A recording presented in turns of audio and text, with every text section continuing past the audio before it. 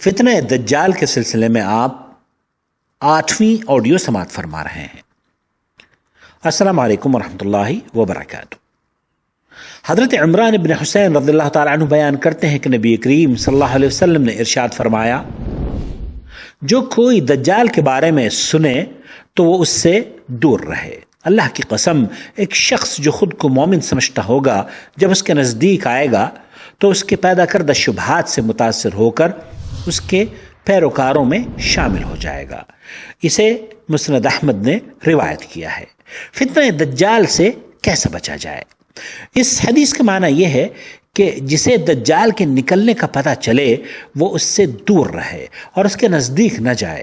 ایک شخص جو خود کو قوی الایمان خیال کرتا ہوگا جب وہ دجال کے پاس آئے گا تو اس کے پھیلائے ہوئے جال میں پھنس جائے گا۔ جب وہ اس کا جادو اور مردوں کو زندہ کرنے جیسے کام دیکھے گا تو وہ اس کے پیروکاروں میں شامل ہو جائے گا۔ سیدہ ام شریک رضی اللہ تعالیٰ عنہ بیان کرتی ہیں کہ رسول اکرم صلی اللہ علیہ وسلم نے ارشاد فرمایا، لوگ دجال کے فتنے سے بچنے کے لیے بھاگ کر پہاڑوں میں روپوش ہو جائیں گے۔ اسے صحیح مسلم نے روایت کیا ہے۔ اس زمانے میں مسلمانوں کا ایک امام یعنی خلیفہ بھی ہوگا، اور اس سے مراد خلیفہ عادل امام مہدی ہوں گے۔ اور اللہ رب العالمین سے اگر دجال کے فتنے کا ڈر ہو تو اللہ رب العالمین سے مدد طلب کرنی چاہیے۔ حضرت ابو امامہ باہلی رضی اللہ تعالیٰ عنہ بیان کرتے ہیں کہ رسول اکرم صلی اللہ علیہ وسلم نے ارشاد فرمایا، جو شخص اس کی آنکھ کے فتنے میں مبتلا ہو جائے وہ اللہ تعالیٰ سے مدد طلب کرے۔ اس حدیث کو سنن ابن ماجہ نے روایت کیا ہے۔ اللہ رب العالمین کے اسماء و صفات کا علم حاصل کرنا اور قرآن کریم سے اللہ رب العالمین کی مدد طلب کرنا۔ دجال ایک آنکھ سے کانا ہوگا اور اللہ تعالیٰ ہرگز ایسا نہیں ہے، بلکہ وہ حسین و جمیل ہے اور تمام تر نقائص اور عیوب سے پاک ہے۔ وہ ہمارا رب قدوس اور ہر عیب سے مبرہ ہے۔ قرآن کریم میں اللہ عز و جل ارشاد فرماتا ہے، لیس کمثلہ شیء وہو السمیع البصیر۔ الشورى، اس جیسی کوئی چیز نہیں، وہ سب کچھ سننے والا اور دیکھنے والا ہے۔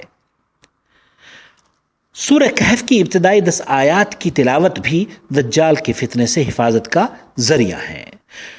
حضرت ابو الدرداء رضی اللہ تعالیٰ عنہ بیان کرتے ہیں کہ نبی کریم صلی اللہ علیہ وسلم نے ارشاد فرمایا، جو کوئی سورہ کہف کی ابتدائی 10 آیات یاد کر لے گا وہ دجال کے فتنے سے بچا لیا جائے گا۔ اس حدیث کو صحیح مسلم نے نقل کیا ہے۔